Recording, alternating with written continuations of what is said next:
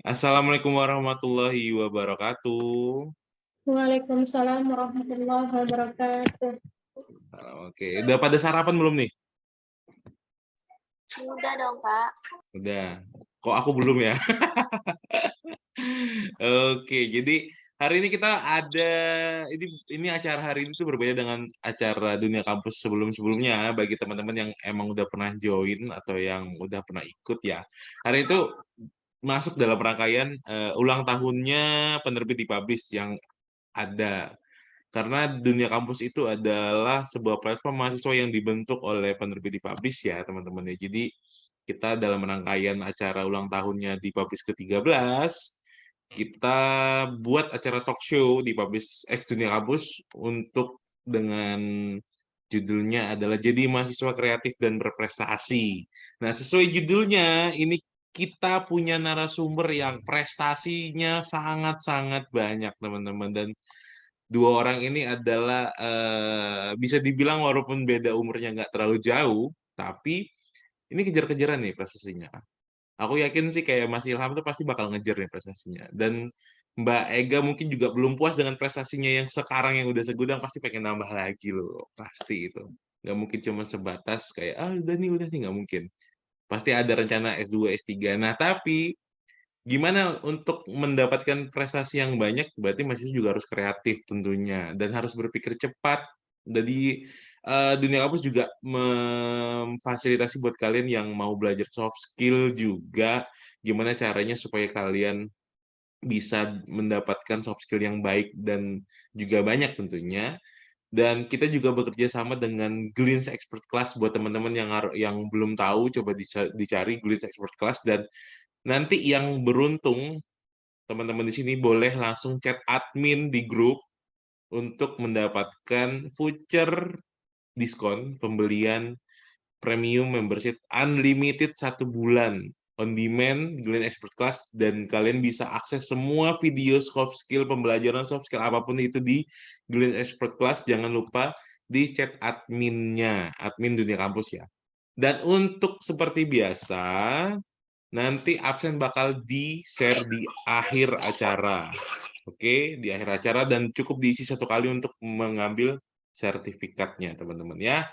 Oke, baik, kita mulai.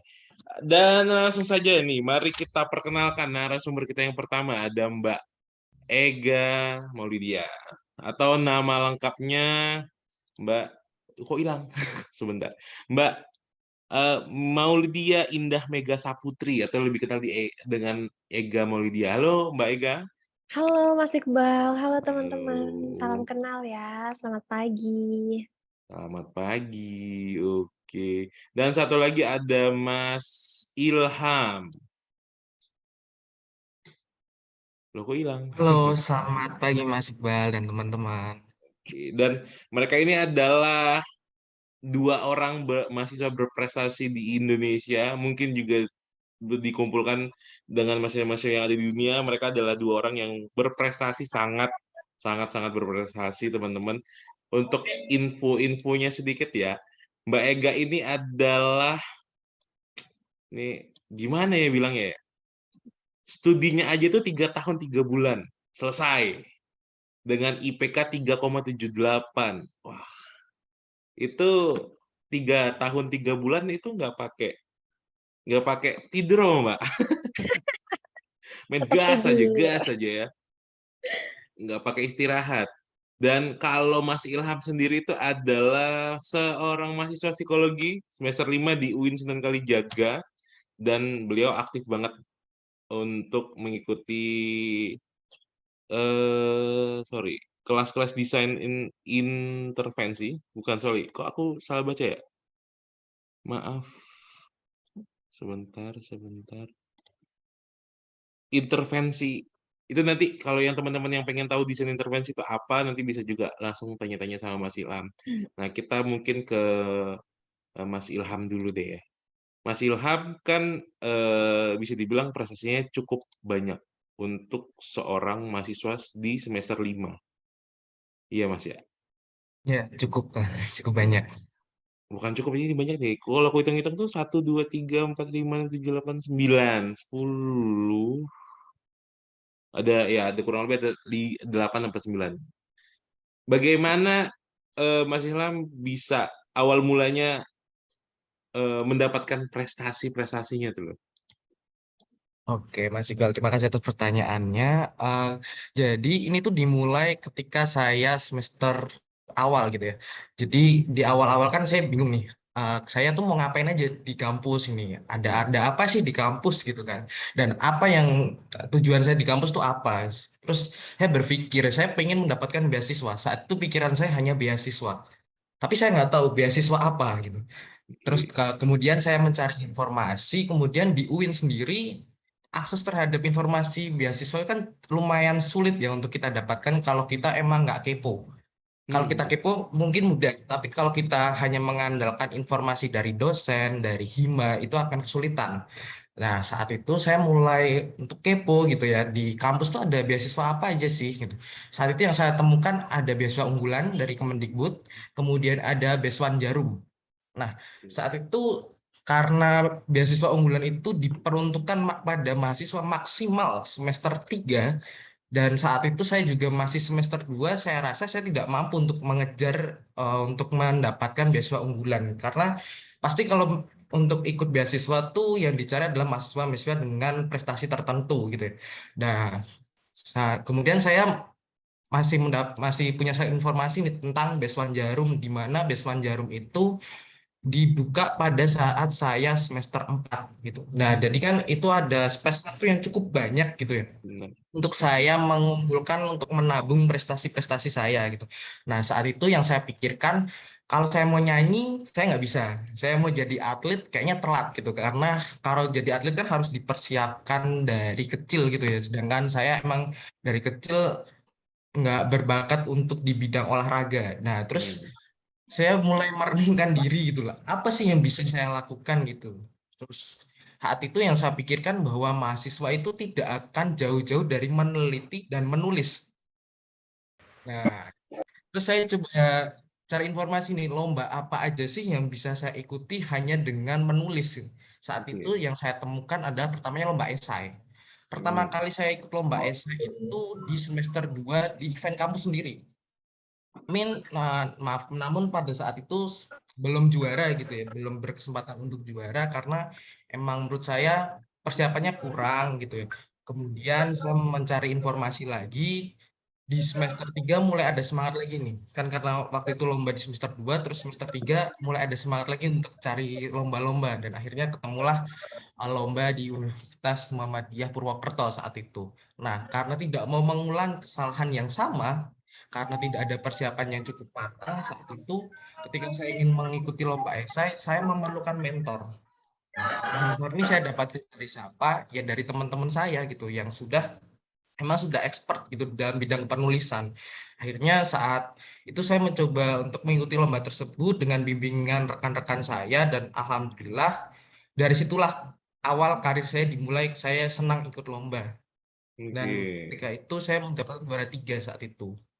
Yang di Purwokerto di tahun 2021 berarti? Ya, tahun 2021. Oke.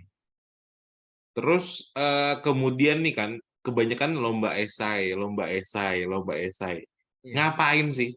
Satu, ini ngapain sih kok ikut lomba esai itu nulis doang atau gimana sih? Terus selain lomba esai, kan berarti mengikuti lomba di saat-saat sedang kuliah, otomatis persiapan lomba pun juga bertabrakan dengan waktu kuliah nih. Gimana nih caranya buat mengatur manajemen? Karena menurutku ini ya, kalau kita menulis sebuah buku atau oke, kita mau menulis, kita harus baca. Dan nggak mungkin cuma 1 jam, 2 jam untuk riset. Nah, gimana nih cara ngaturnya supaya kuliah itu tidak mengganggu lomba, ataupun lomba juga tidak mengganggu kuliahnya, gitu loh. Oke, jadi waktu itu kenapa sih saya ikutnya lomba esai? Karena emang yang paling mudah dijangkau oleh mahasiswa itu lomba esai saat itu yang saya pikirkan ya. Karena saat itu modal saya hanya bisa menulis. Ya udah, apa aja sih lomba menulis kan ada karya tulis ilmiah dan esai. Tapi kalau saya pikir karya tulis ilmiah itu lebih ribet gitu ya karena ada metodologi penelitiannya dan lain sebagainya. Sedangkan saya belum paham tentang medlit itu sendiri. Akhirnya ikutlah lomba esai. Esai ini kan hanya sekedar esai populer gitu ya, di mana kita beropini tentang suatu masalah. Jadi pada dasarnya lomba esai itu kita mencari masalah dan memberikan sebuah solusi. Misal saat itu di Purwokerto masalah yang saya angkat itu adalah adaptasi pasca pandemi. Saat itu yang saya temukan masalahnya adalah beberapa individu, beberapa seseorang itu tidak mampu untuk beradaptasi dengan stresor yang mereka hadapi ketika pandemi sedang berlangsung. Sehingga solusi yang saya tawarkan saat itu adalah terapi psikologi yang bisa dilakukan secara mandiri.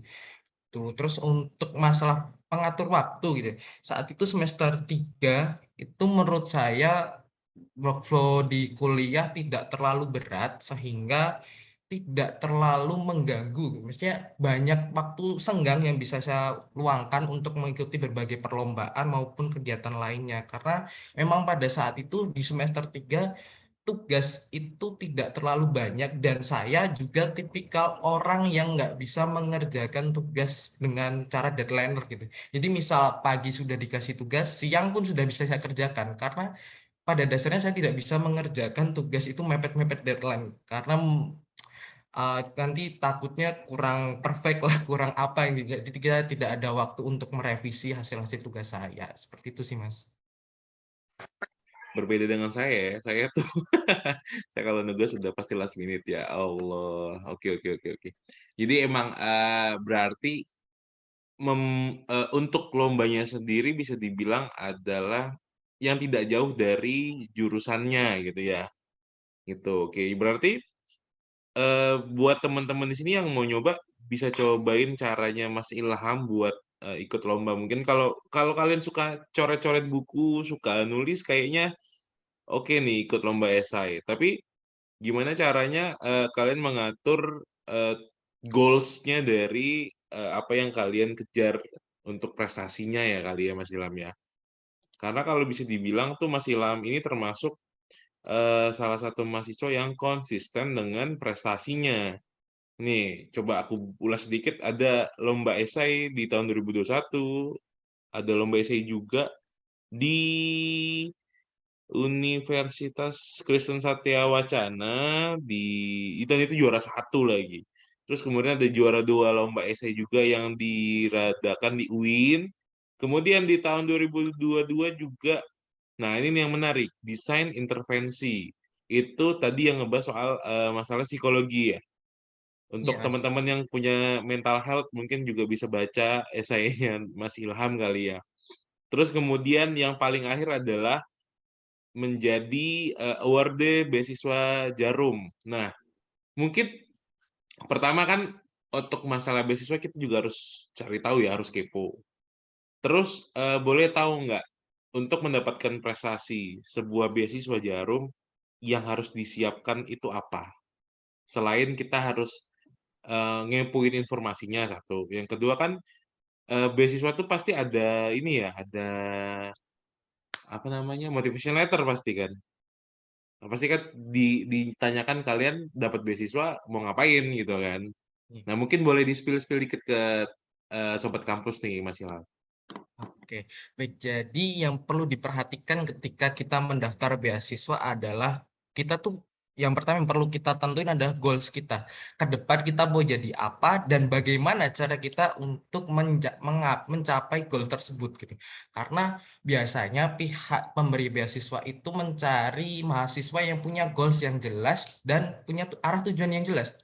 Selain itu juga langkah yang dilakukan sekarang tuh juga jelas. Misal saat itu saya pengen jadi awardee dari Best Jarum itu emang sudah dari semester awal, semester 2. Saat itu yang saya pikirkan, saya cuman pengen jadi psikolog aja gitu. Tapi nggak tahu nih jalannya kemana. Kemudian saya berpikir, apa aja sih yang bisa saya lakukan untuk menuju ke psikolog itu?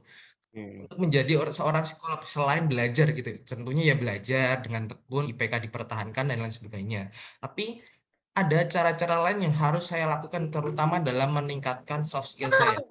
Terutama ketika menjadi seorang psikolog, saya tidak akan jauh-jauh dari konseling dan terapi gitu. Nah, gimana sih cara saya untuk bisa mendapatkan skill tersebut gitu ya? Nah, Salah satunya itu adalah ikut lomba desain intervensi, namanya aja lomba intervensi. Intervensi ini kan sebuah terapi gitu ya. Jadi saya merancang sebuah terapi. Selain itu juga untuk seorang psikolog kan juga harus punya empati ya, harus punya empati dan simpati. Nah, tentu untuk mencapai agar saya bisa menjadi seorang yang memiliki empati dengan taraf yang tinggi, saya harus berbaur dengan masyarakat gitu. Saya harus tidak hanya berbaur dengan masyarakat, tapi saya juga harus melatih rasa kemanusiaan saya. Sedangkan rasa kemanusiaan ini kan ada 3 pilarnya, itu ada asih, ada asuh, dan ada asah. Nah, Asih asal. Oke. iya kan, asah yang pertama itu adalah mengasah rasa kasih sayang, mengasah rasa empati, kemudian asih ya kita mengasihi sesama, asuh ya kita juga mengasuh kedua orang tua, mengasuh rekan-rekan kita, mengasuh saudara-saudara yang membutuhkan kita. Nah, dari mana sih saya bisa melatih rasa empati tersebut? Ya, saya ikut volunteer gitu. Jadi ketika wawancara beasiswa, ketika saya ditanya, saya ingin jadi apa 5 tahun ke depan gitu. Ya saya jawab aja, saya ingin jadi seorang psikolog. Dan pasti interviewer tuh akan bertanya lagi, apa yang kamu lakukan sekarang untuk mencapai goalsmu tersebut?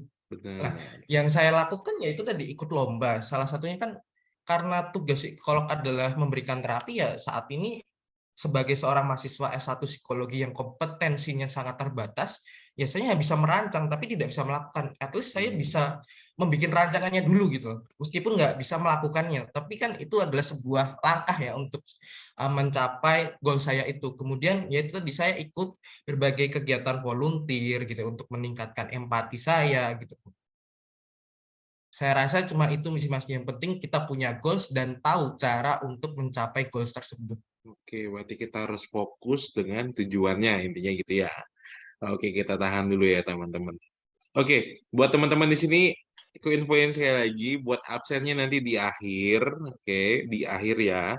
Terus kemudian jangan lupa absen itu buat ngambil sertifikat kalian. Dan buat teman-teman yang pengen dapatin membership-nya Gleans 1 bulan secara ada diskon, secara diskon, ada diskonnya. Teman-teman bisa nanti chat di admin ya, tapi selesai acara karena adminnya nanti bakal kelabakan kalau misalnya ngebalesin sekarang. Oke. Nah, ini kita pindah ke Mbak kita yang cantik ini, yang kuliahnya sacet-sacet. Oke. Oh, Ini coba aku tadi spill-spill ke teman-teman ya.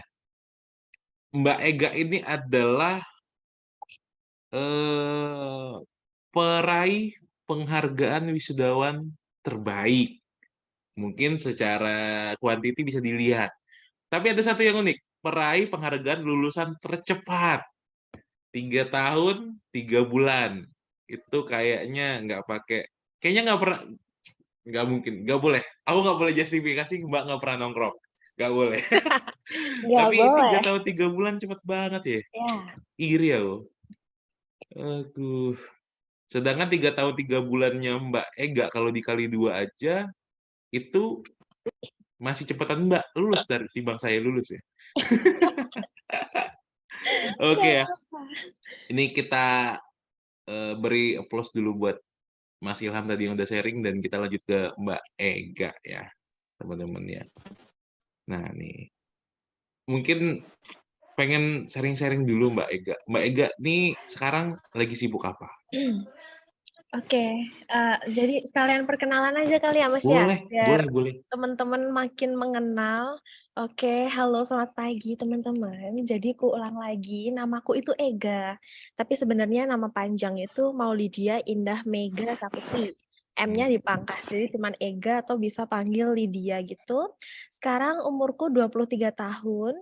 Aku alumni UGM, masuk di 2018, lulus di 2021.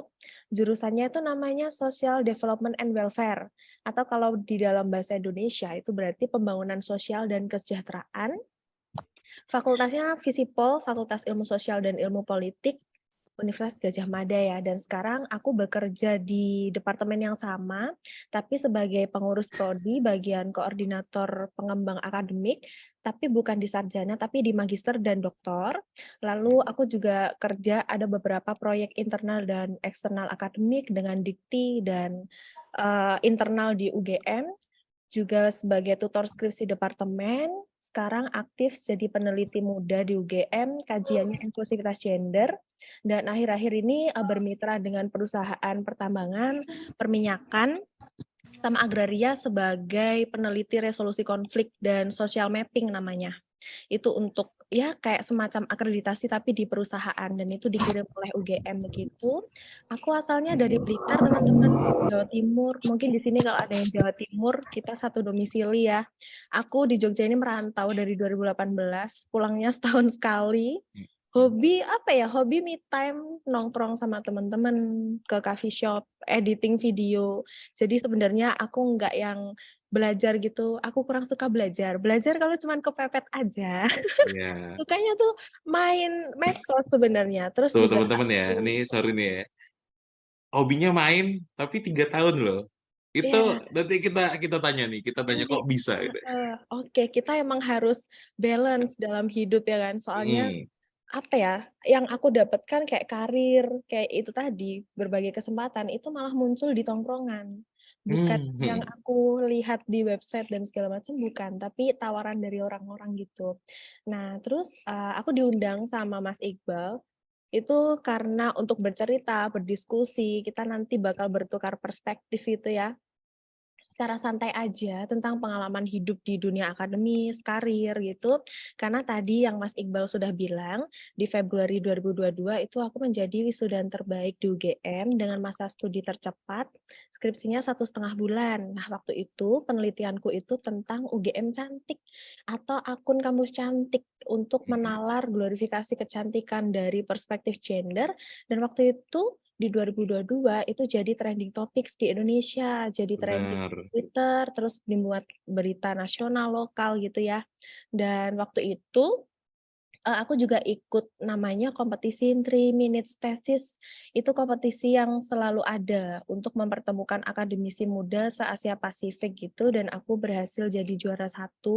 Judulnya membedah UGM cantik seksualisasi terselubung di dalam kampus. Dan selama kuliah 3 tahun aku di-cover beasiswa full. Waktu tahun pertama begitu masuk itu oleh peningkatan prestasi akademik ya di Mawa UGM itu internal, lanjut tahun kedua, ketiga itu oleh Bank Indonesia, gitu teman-teman. Mungkin itu dulu Mas Iqbal, ada yang mau Oke. ditanyakan lagi kah? Kalau itu kayaknya udah jelas ya teman-teman. Ini Mbak Ega itu adalah orang yang mungkin eh, modal keberuntungannya itu udah kepake hampir semuanya di depan kali ya. Karena kuliah 3 tahun di cover, nongkrong dapat project, selesai kuliah langsung kerja di departemen sendiri yang notabene dulu aku ngurus surat ke Mbak ini loh, sekarang loh kok satu kantor gitu kan. Jadi rezeki itu emang datang ke orang-orang yang emang berusaha dan yakin dengan apa yang mereka kerjakan. Salah satunya adalah Mbak Ega yang emang prestasinya tuh nggak main-main ya. Jadi ya kalau misalnya teman-teman bisa baca CV-nya itu terlalu banyak buat dibaca. Dan uniknya, ini unik ya, ini menurutku unik karena buat teman-teman juga, menurut ini bisa jadi motivasi buat teman-teman yang ada di sini yang ikutan. Mbak Ega ini di kantor ngurusin untuk pengembangan prodi, Iya, tapi benar. bukan S1 loh. Pengembangan prodi magister, S2 dan juga untuk dokter S3 untuk pembangunan sosial dan kesejahteraan. Itu hal yang unik adalah zaman sekarang di Indonesia tentunya kita bukan sedikit sinis tapi kita boleh sinis untuk hal ini. Lu S1 lu bisanya apa sih? Ngapain lu ngurusin yang lain gitu ya. Benar, ya. Tapi tuh sekarang yang dibuktikan adalah apa yang kita kerjakan sekarang. Contohnya kayak Mbak Ega salah satunya yang bisa dibilang beliau ini sekarang bukan main-main ya pengembangannya gitu loh. Dan sebelum di titik sekarang berarti emang sudah banyak hal yang dilakukan nih. Nah, aku pengen tahu nih Mbak Ega tuh dulu zaman SMA-nya apakah sudah banyak prestasinya? Gitu. Oke, jadi gini Mas Iqbal. Mas Iqbal pas denger aku Visipol berarti kan mikirnya IPS ya? Itu kan Bener. sosum ya? Iya, sosial Sebenarnya home. teman-teman, Aku itu dari SD. Aku itu anak Olim Matematika sama Kimia, dan aku pernah juara Olim Kimia di University Melbourne, gitu. Siap. Oke, Nah, nice. tapi terus aku waktu SMA itu agak belok dari yang matematika sama kimia, aku belok ke bahasa Jepang. Dan itu ada juga di CV aku, Mas Iqbal. Aku itu kaligrafi Jepang. Karena mungkin ini ya, kena darah seniman dari bapakku itu pelukis sama pematung, dia seniman. Jadi turunlah ke aku, tapi bukan kaligrafi yang di Indonesia, tapi bahasa Jepang, terus pidato bahasa Jepang, nulis kayak gitu. Dan itu tiap Sabtu Minggu aku tur. Nah, karena terlalu menikmati bahasa Jepang sampai aku agak melupakan IPA, akhirnya aku kuliahnya waktu itu ketolak SNM sama SBM. Terus Hmm. aku masuk di UGM itu teknik sipil, itu pakai jalur yang ujian tulis yang utul. Nah, aku sempat kuliah di teknik sipil UGM selama 1 Oke. tahun. Tapi habis Oke. itu aku ngerasa kayak, aku bisa nih, tapi kurang cocok. Kayak ya udah, Hmm. mungkin kalau aku lulus aku bakal jadi orang yang biasa aja gitu. Entah nanti kerja atau apa, mungkin udah stuck di situ karirku. Akhirnya aku kayak ya udahlah kita coba gitu di jurusan yang aku suka. Dan oke, sangat worth it gitu sampai sekarang. Jadi itu salah satu problematika anak-anak zaman sekarang. Mhm, Tidak bisa kuliah dengan jurusan yang mereka suka. ya, Berarti dan orang tua sangat-sangat support dengan apa yang Mbak Ega lakukan? iya, sangat support, tapi Wah, dengan tanda kutip aku harus bertanggung jawab sama diri aku sendiri itu tadi. Jadi kuliah, aku tuh sambil kerja teman-teman, kerjanya tuh apapun kulakukan. Misal nih, aku kan kalau di Visipol UGM ya, kuliah itu nggak full Senin sampai Jumat, kamu bisa bebas pilih jadwal gitu, bisa juga ngepas-ngepasin biar Senin sampai Rabu aja. Nah aku waktu itu ya dari maba, Senin sampai Rabu kuliah, Kamis Jumat aku ikut di proyekan dosen, jadi di semester awal itu aku udah tergabung ke tim pendirian S3. Itu jadi mhm. kayak sekretaris dan segala macam. Itulah yang menghantarkan karirku ketika lulus, ketika habis sidang langsung direkrut. Karena emang mereka tuh ngerekrut kerja mending ngelihat sama nah, sama orang yang udah dipercaya gitu loh, daripada mereka merekrut orang yang sangat pintar, tapi dia nggak kenal itu siapa gitu. Benar Jadi benar emang benar. harus dari semester awal nih kita sikat semuanya. Terus kalau 1 minggu aku nge-event gitu, nge-event di UGM itu kan banyak event yang berbayar. Terus kalau Senin sampai Rabu itu tadi kan kuliah ya, aku Ya, tuh jualan tahu bakso teman-teman. Jadi aku oke. berangkat, aku ngambil nih ke orang, terus aku masuk kelas, itu udah muter sendiri tahu bakso. Kalau kelasnya udah selesai, uangnya datang dan itu teman-temanku jujur banget. Jadi kayak aku dapat uang dari situ, tapi aku bisa Alhamdulillah. fokus. Itulah Mas Iqbal, gitu ceritanya teman-teman. Emang Berarti harus emang kita sikat. emang, orangnya nggak bisa diem berarti. Ya, Mas, harus nyari uang. Karena ya tadi ya, perantau ya, Ya, jadi emang perantau. harus sama-sama, Mbak. Aku juga pertama kali merantau ke Jogja juga begitu, gitu ya. Jadi Hmm, emang harus satset-satset gitu ya. iya, Cuman satsetnya Mbak Ega ini terlalu satset kalau bagiku. karena juga Terus dibantuin banyak temen tuh, Mas. Kalau iya, berarti sendirian emang tanpa lingkungan sangat support. berpengaruh ya? Bener. Oke, Iya, itu teman-teman ya. Salah satunya mungkin yang bisa kita ambil adalah kita bukan memilih-milih teman, tapi kita harus selektif lebih memilih teman ya. Karena salah satunya nih udah ada buktinya dengan teman-teman yang emang sangat-sangat membangun. Bukan berarti semua teman tuh jelek, nggak. Tapi dengan teman yang membangun, ya contohnya ini seperti Mbak Ega sekarang. Nah, kan bisa dibilang Mbak Ega itu sangat-sangat sangat padat dan sibuk. iya. Mungkin ini pertanyaan, ya pertanyaan bercanda saya. Mhm Punya mhm. pacar nggak? Akhir-akhir ini punya, Mas. Oke, akhir-akhir ini. Tapi zaman Akhir-akhir kuliah, ini. Zaman kuliah enggak. oh iya tentu karena fokus sama Heeh. ini ya tujuannya. Iya iya. Tapi pasti banyak yang deketin. Ya, Iya, lumayan. ya. Temen. Semua orang juga awalnya dari temen. Cuman ini menarik, menarik, menarik. Dan ini mungkin ya sedikit keluar dari konteksnya. Kita kan ngebahas soal masalah teman seorang wanita yang sendirian di sini Iya, dan harus menahan bisa dibilang kan bukan berarti Mbak Ega nggak nongkrong, tetap nongkrong. iya, Tapi nongkrong. mungkin membatasi tongkrongannya. Mhm, Sedangkan bener. beberapa orang tuh apalagi yang yang merantau itu kan sering merasakan kesepian. Nah, gimana nih cara membatasi? Ini aku pengen tahu dengan orang seperti Mbak Ega yang apa aja dikerjain, membatasi antara fokus tujuan kerjaan dengan pertemanan, bagaimana tuh? Jadi gini Mas Iqbal, kalau pas awal kuliah dulu ya, pas sebelum Covid ya, karena aku juga angkatan Covid nih Sama aku setahun. alumni Covid juga, Mbak. Nah, Ya. aku cuman merasakan offline itu 1,5 tahun, sisanya itu Mhm, Covid ya kan. bener, Nah, kalau dulu pas awal-awal, mungkin ini ya, suasana maba ya, itu kemana-mana pasti banyak temennya. Apalagi kalau nge-event, kayak aku bener, jarang banget menghabiskan waktu sendiri. Jadi pulang itu cuman tidur, bangun pagi, kuliah, habis itu nge-event, pulang, kayak gitu. Tapi, ketika udah menjelang skripsi dan sekarang kerja ini kan teman-temanku mhm, masih sibuk skripsi, di rumahnya masing-masing, mereka online gitu, kesepian itu pasti ada ya. Nah, mmm, makanya aku gas semua project-project yang ditawarkan tuh sebenarnya buat apa ya, mensiasati struggle-nya kesepian itu tadi. oke, Jadi kalau misal ditanya apakah aku seproduktif itu, sebenarnya ya nggak semanis itu loh, karena aku mmm, produktif gara-gara biar nggak sepi. Nah, oke, mengubahnya tuh pinter-pinteran kita lah ya, dan makin lama kan teman makin dikit ya Mas Iqbal, bukan berarti teman itu jahat, tapi karena emang orientasinya udah beda gitu. Terus juga mungkin kalau teman-teman nanti lihat di Instagram gitu, aku tuh sangat vokal dengan gender kan, ya, dan itu tadi kayak skripsi yang kuangkat itu isu yang sangat sensitif, yang aku secara frontal gitu mengkritisi akun kamu cantik, bukan lagi secara general tapi aku menunjuk UGM cantik.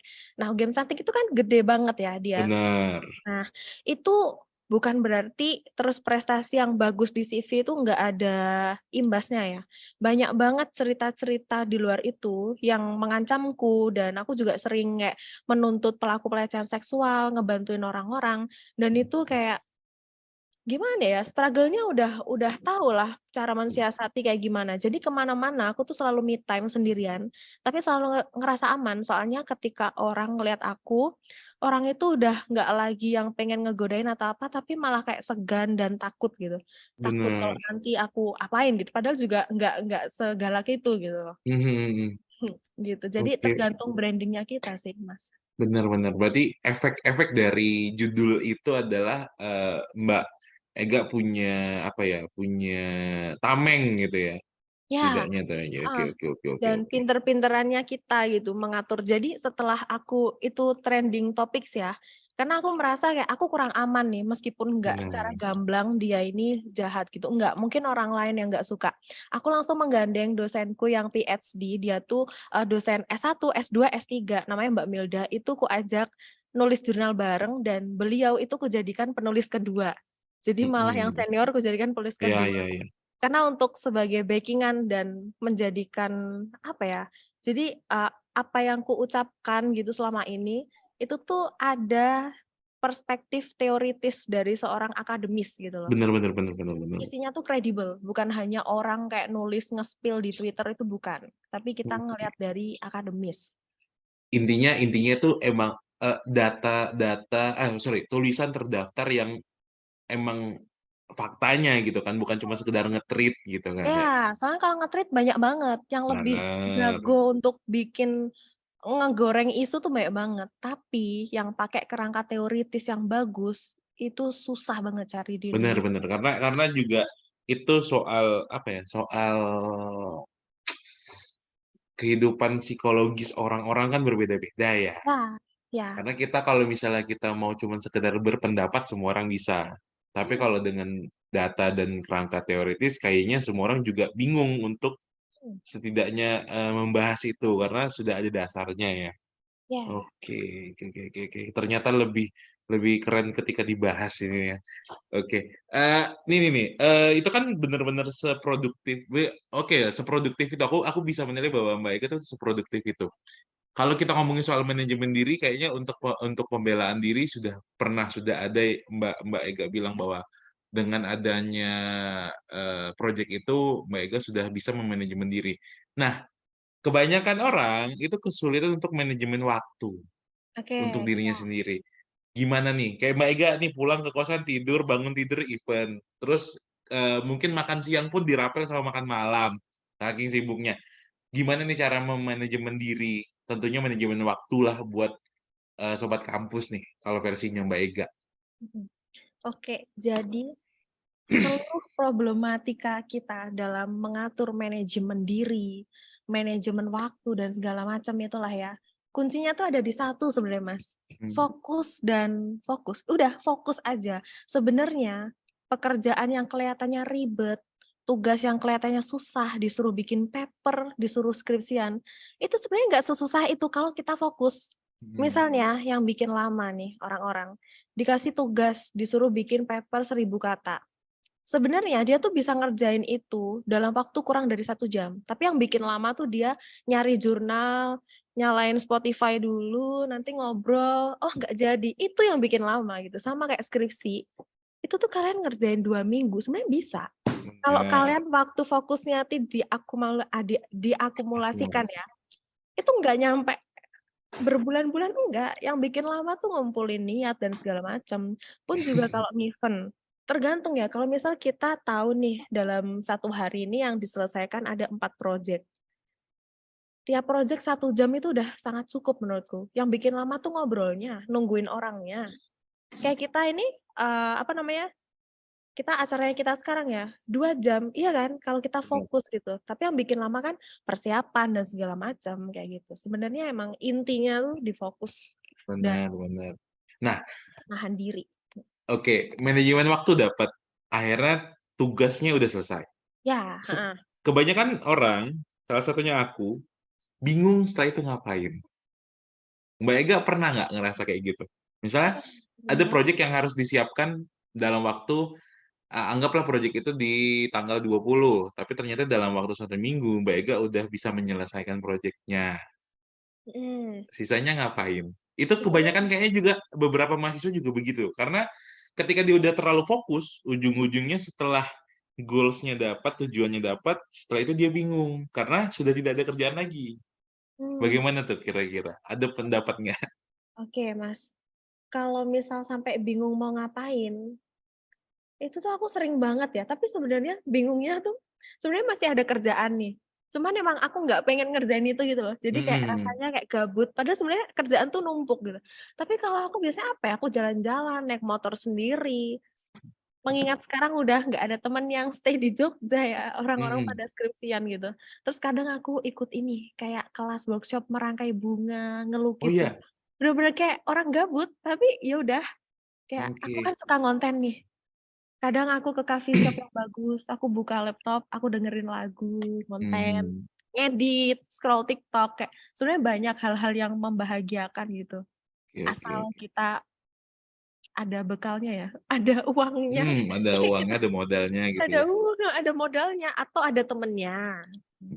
Berarti Tapi udah memfleksibelkan diri. mhm, Iya ya. Jadi kebanyakan mahasiswa itu adalah stagnan bahwa setelah dia ngelakuin A, terus dia bosen, terus dia ujung-ujungnya nggak tahu mau ngapain, ujung-ujungnya dianggap bahwa, "Iya aku nggak ngapa-ngapain." Padahal sebenarnya banyak yang bisa kalian kerjain ya. bener. Dan sebenarnya teman-teman, aku tuh malah tipe orang yang sangat-sangat deadliners. Oke. Soalnya aku ngerasa kayak, kalau aku ngerjain dari jauh-jauh hari, otakku tuh nggak bisa semaksimal itu gitu loh. Wah, ini 2 Jadi sisi berbeda nih. Mas Ilham itu nggak bisa kalau deadline. iya, karena tiap orang tuh beda-beda. Dan bukan Oke oke berarti oke yang oke. deadliners tuh terus hasilnya jelek, bukan. Karena Mhm, tergantung tipe kamu tuh kayak apa gitu. Misal ada yang suka belajar harus hening, ada yang suka mhm. belajar harus dengerin lagu. Aku nih kalau belajar harus dengerin kipas angin. Kalau nggak ada kipas angin Oke. aku bingung, ya kan? Ya udahlah, apapun yang ada di diri kalian itu nikmatin aja lah. Nggak usah kayak yang terlalu niru orang lain gitu, nggak usah. Jadi kalian mau deadliners atau mengerjakan jauh hari, oke, terserah kalian, yang penting hasilnya bagus gitu. Dan jangan lupa untuk baik sama orang lain, kayak jangan sampai pelit.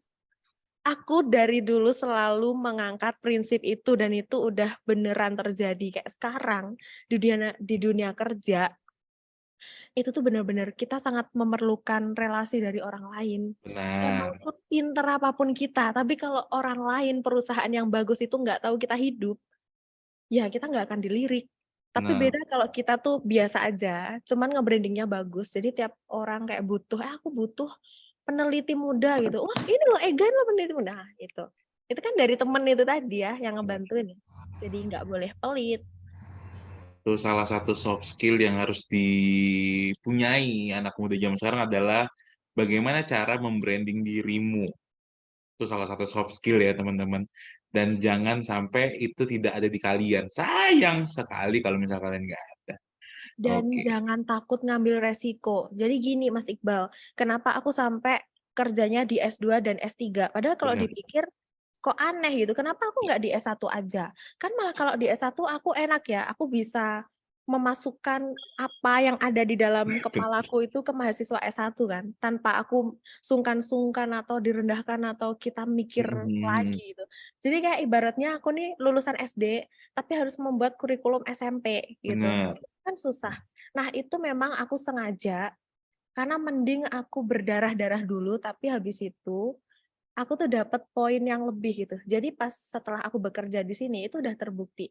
Aku lulusan S1, tapi aku menjadi koordinator di beberapa proyek S2. Benar. Dan aku memiliki asisten-asisten, di mana asistennya itu jauh lebih tua dan mereka S2. Hmm. Jadi kayak kita main politik secara sehat gitu ya. Jadi jangan takut ambil resiko, kayak justru kalian masih muda, kalian malah umurnya jauh di bawah, justru kalian harus bisa jadi pimpinan dari orang-orang yang senior itu gitu. Nggak harus yang Oke. senior yang jadi pimpinan. Benar, Malah benar. itulah ya yang politik politik tapi yang bagus, jangan yang jahat.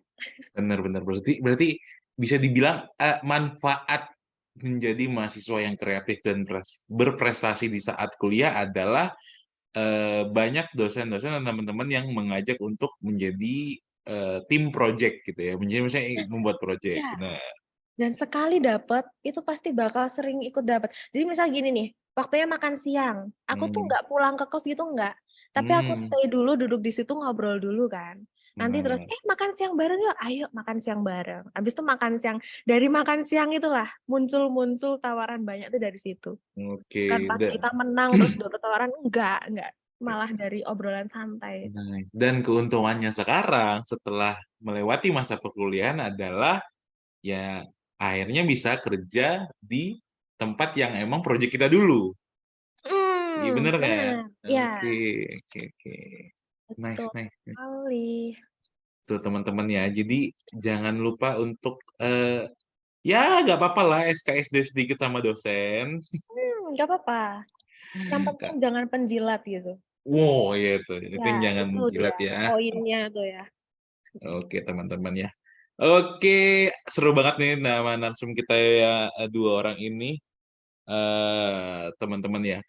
Aku sekali lagi mau mengingatkan teman-teman di sini yang nanti untuk absennya itu bisa di akhir acara ya. Biar nggak double, karena kemarin ada yang absen sampai 3 kali, itu buat apa. Terus kemudian jangan lupa buat chat adminnya untuk mendapatkan voucher pembelian atau voucher diskon untuk membership Greens Expert Class selama 1 bulan ya teman-teman. Itu sayang banget kalau misalkan kalian nggak ngambil. Kalau kalian ngechat admin Dunia Kampus, kalian bisa dapat potongan sampai Rp30.000. Dan kalian cuma cukup bayar 20.000 sekian, itu kalian bisa dapat member 1 bulan free. Dan semua video di Greens Expert Class bisa kalian akses, teman-teman. Nah, untuk saat ini aku buka sesi tanya jawab buat teman-teman di sini yang mau tanya jawab. Aku harapnya ya langsung nanya open mic. Jadi sekaligus kalian mengasah public speaking kalian, teman-teman. Karena kan Dunia Kampus tuh platform buat belajar soft skill dan hard skill ya, dan kita lebih fokusnya ke soft skill. Jadi kalau bisa teman-teman nanya boleh langsung raise hand, nanti aku persilakan buat tanya. Oke, teman-teman ada yang mau nanya di sini? Halo? Mbak Nur Sadah kok geleng-geleng? Ayo. Ada yang mau nanya teman-teman? Kalau belum ada yang mau nanya, aku yang nanya nih. Oke, Mbak Renata. Boleh, silakan Mbak. Open mic dan open cam. Baik. Bentar ya. Ya, nggak apa-apa, kita tungguin. Ya. Wah, cahaya ilahi, oh bukan. Oke, nah. Loh, kok hilang? Oh, bentar. Kan tadi kakaknya pada bahas tentang gender. Gimana kan kebanyakan gender sekarang itu kayak selisih paham gitu Oke. tentang masalah pendidikan, terutama masalah pendidikan. Gimana kita cara menanggapinya? Terutama bagi saya ya mahasiswa baru. Jadi masih maba tuh masih kayak kurang bisa kayak gimana ya? Kurang bisa mendapatkan kritikan tentang gender gitu, kayak masih mengarah tentang ke mental. Oke. Nah, jadi gimana cara kita agar supaya mental kita tuh nggak jatuh gitu. Oke. Gitu. Oke, ya nggak apa-apa nih. Ini kita sebenarnya lebih bahas soal mahasiswa menjadi mahasiswa kreatif dan berprestasi, tapi kita bahas skripsinya Mbak Ega nggak apa-apa. Dan karena mungkin nanti bakal membuka pikiran bahwa oh ternyata bisa nih anak-anak psikologi, bisa juga anak soshum, anak sospol juga berprestasinya lewat dari sini gitu ya. Oke. Mungkin Mbak Ega boleh dijawab tuh Mbak. Ya, sorry Mas. Aku pengen ini dong, diulang lagi. Tadi tuh gimana? Gender? Tanya tentang gender. Tentang gender, psikolog juga, mental. Oke. Berarti kalau nanti yang tentang psikolog ke Ilham ya, Ham? Kamu Ya, ya, Ham? benar. Oke, tentang gender ya. Nah, ini maksudnya gender ini. Minder di dalam, gimana maksudnya, Renata? Pendidikan, Kak. Pendidikan, masih ada Kayak- ketimpangan gitu kah gender antara cewek dan cowok atau? Kayak wanita itu nggak boleh kuliah tinggi-tinggi gitu. Oke. Oke. Nah, oke, ya. Memang di beberapa daerah masih ada kayak gitu ya. Tapi menurutku ketika kalian sudah join di sini, kalian tuh berarti orang-orang yang terpilih ya. Apalagi yang perempuan-perempuan nih, kalian ini perempuan yang hebat, yang cerdas gitu. Justru karena ada persepsi yang kayak gitu. Wah, aku kalau ada kayak gitu aku malah seneng banget. Loh, beda berarti aku berarti pinter lah, kayak udah nggak ada pikiran yang kayak gitu. Nah, kalau misal masih ada perspektif yang kayak gitu di sekitar kamu, di society, mungkin pas lagi pulang gitu, pulang kampung, justru kayak gitu jangan didiemin. Kamu jelasin aja, tapi pakai kalimat yang halus dan nggak usah pakai kalimat yang susah-susah. Pokoknya pinter-pinternya kita menempatkan diri kita. Sampai mereka tuh paham. Karena gini ya, banyak orang yang pinter di perantauan gini, di univnya masing-masing, tapi ketika pulang, dia tuh masih membawa sisi-sisi akademis dalam segi bahasa. Padahal pinter itu bukan berarti kayak gitu. Pinter tuh ketika kamu menjelaskan dengan bahasa yang bisa dipahami sama lawan bicara. Bukan berarti terus kamu di rumah pakai kata integritas, solidaritas, kayak orang sospol lagi demo, bukan. Tapi ketika kamu bisa menyederhanakan kalimat itu. Nah, Renata, kalau misal masih ada orang yang sering menimpangkan gender gitu ya, masih mengkotak-kotakkan mana laki-laki, mana perempuan, mana yang harus bekerja, mana yang harus di ranah domestik gitu, kamu ajak ngobrol, kamu kasih tahu kalau sekarang dunia tuh udah modern ya, Pak Bu.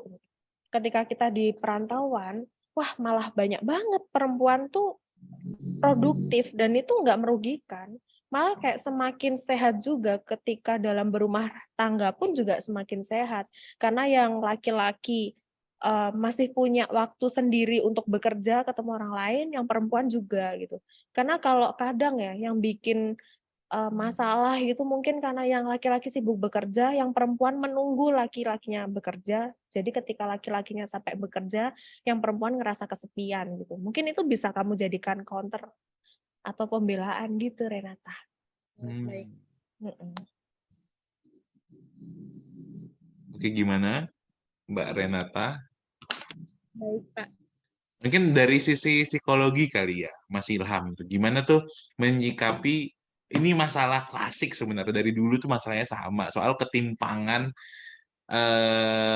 gender antara wanita udah kuliah nggak usah tinggi-tinggi kan juga di rumah aja gitu kan. Terus yang cowok kuliah terus tinggi karena kamu harus jadi kepala keluarga harus cari duit yang banyak dan bla bla bla gitu ya. Gimana nih kalau dari sisi udah masuk mata kuliah itu belum sih? Udah harusnya ya. Nih menurut Mas Ilham itu gimana tuh? Oke, tadi tentang menjaga kesehatan mental ya, ya dari perspektif gender gitu. Karena merasa perempuan itu selalu dikucilkan gitu oleh lingkungannya dan selalu dikerdilkan. Maksudnya tidak diberikan kesempatan lebih untuk berkarya gitu ya. Nah, kalau dari aku sendiri mungkin ini kan lebih ke budaya gitu ya. Budaya yang mengakar, yang turun-menurun, yang seolah-olah memojokkan perempuan untuk dia tidak bisa berbuat apa-apa dengan ruang gerak yang sedikit sempit gitu ya. Nah, gimana sih cara untuk menjaga kesehatan mentalnya gitu ya? Ketika kita ingin berprestasi, ingin berpendidikan tinggi, kemudian ditentang oleh keluarga sekitar, oleh teman-teman, oleh lingkungan masyarakat gitu.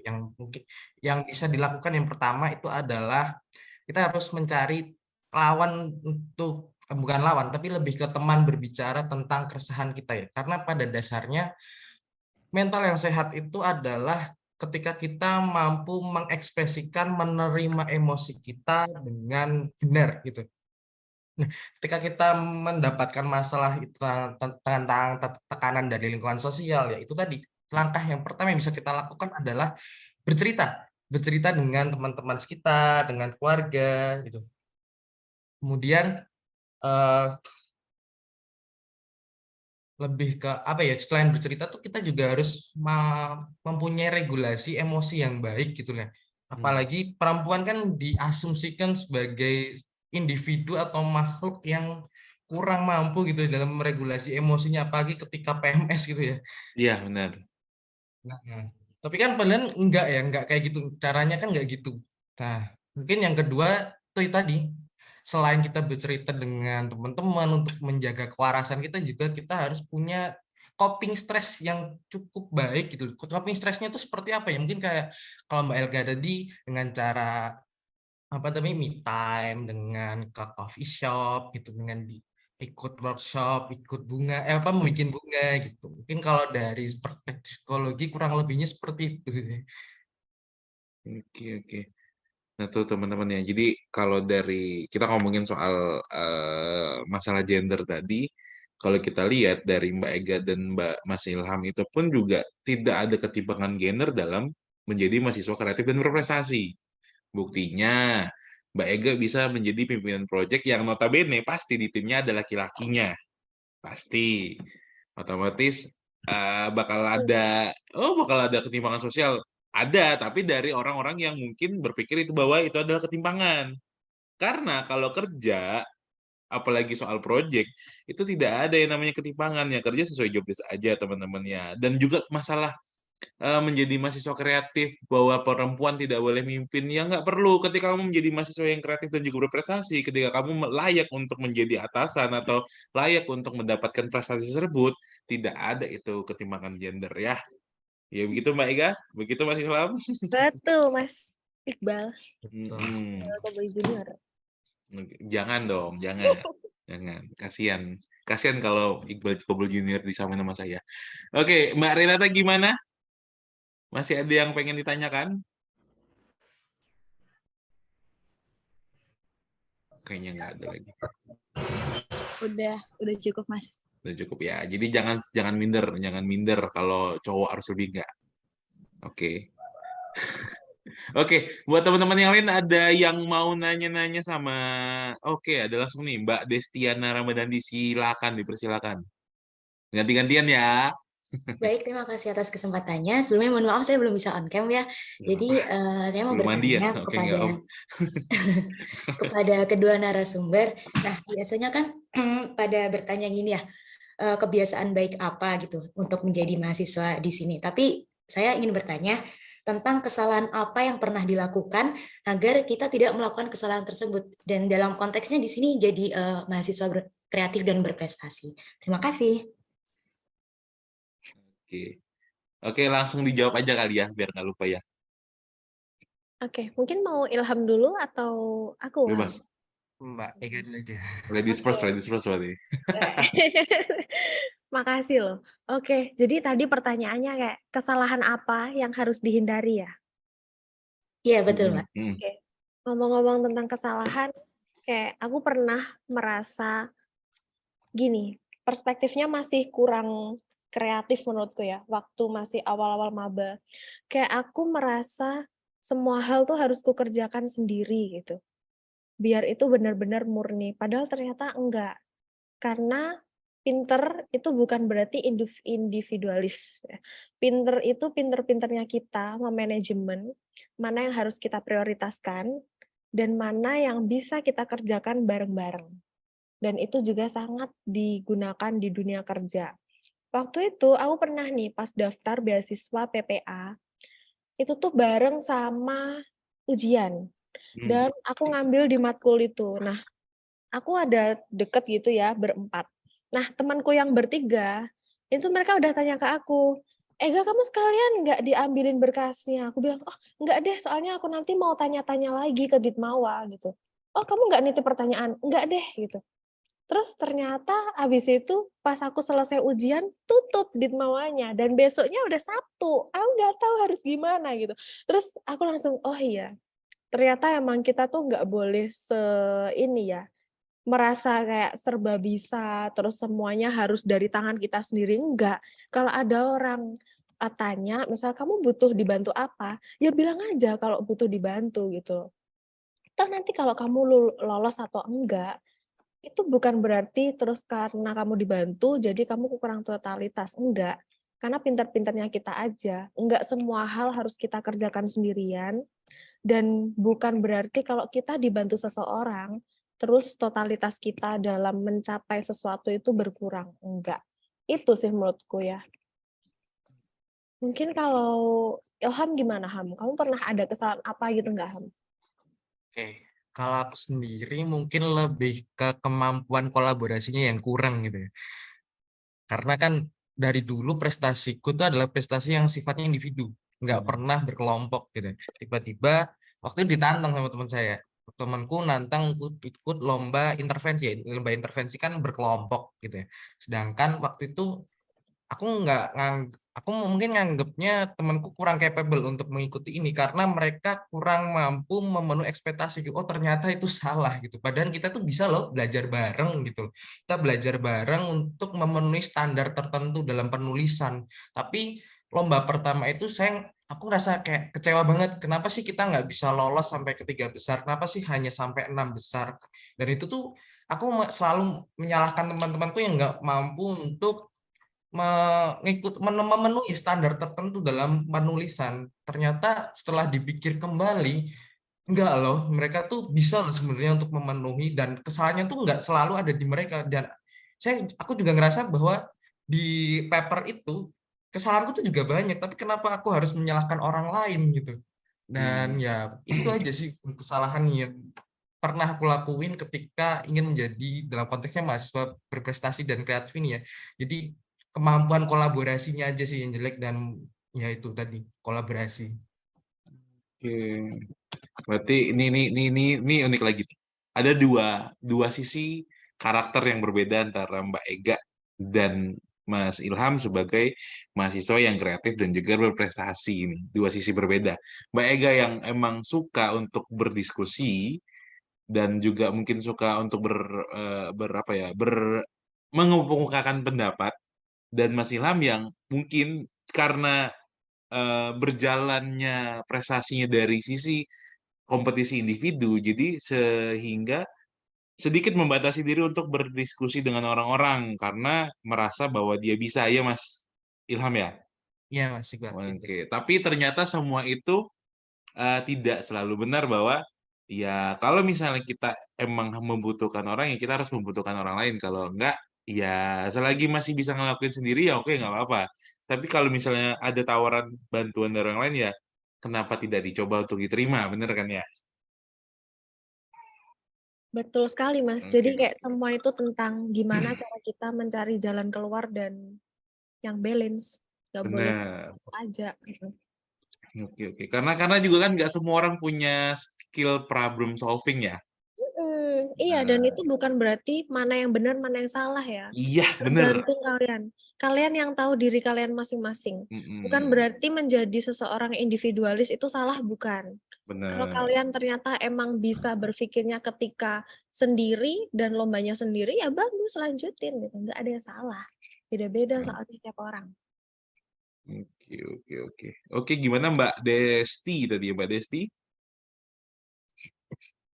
Cukup Mas, terima kasih Mbak Ega dan Mas Ilham untuk jawabannya. Iya, Oke, sama-sama. semoga membantu ya jawabannya ya. Oke, lanjut ke Mbak Khairisma. Halo Mbak Khairisma. Halo Kak, BTW Halo. namanya panggilannya Karisma. Oh, tulisannya Oke. Oke, Mbak Karisma, silakan nih mau nanya apa nih? Jadi tuh pertanyaan saya, gimana sih kita bisa fokus sama satu hal di saat banyak tuntutan yang mengharuskan kita untuk serba bisa? Seperti itu Kak. Oke. Gimana caranya fokus biar bisa multitasking? Iya, seperti itu. Biasanya wanita nih kalau multitasking. Mbak Ega gimana? Nih dari sih kebanyakan wanita mengklaim nih rata-rata wanita mengklaim dirinya adalah multitasking. Apakah benar Mbak Ega? Ya, benar. Benar. Iya, benar, Mas. Tapi gimana caranya fokus saat multitasking ya? Itu kayaknya pengaruh jam terbang juga deh, Karisma. Oke. Soalnya kalau kita memaksakan nih, nanti malah nggak dapet gitu, nggak nyampe. Kayak misal lagi kuliah, kamu pengen sambil balesin chat-chatnya orang yang lagi ngebahas tentang organisasi gitu ya misalnya.